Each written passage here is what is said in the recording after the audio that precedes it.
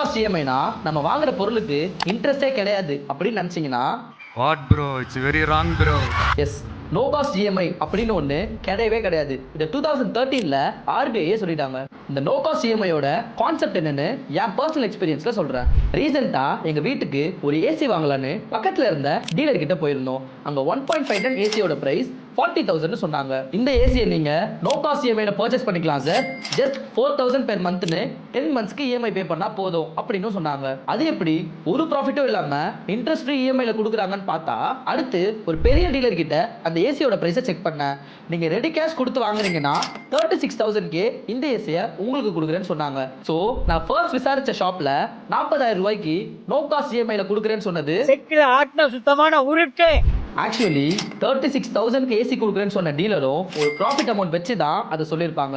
So அந்த ஏசியோட actual price 36,000க்கும் கம்மி. இந்த நோ காஸ்ட் இஎம்ஐல ஒரு பொருளோட ஆக்சுவல் ப்ரைஸ்ல இருந்து ப்ராஃபிட் அமௌண்ட்டை சேர்த்து வச்சு நம்ம கிட்ட ஒரு அமௌண்ட் சொல்லுவாங்க. அண்ட் அதை தான் இன்ட்ரெஸ்ட் ஃப்ரீ இஎம்ஐன்னு நம்ம தரையிலையும் கட்டுவாங்க.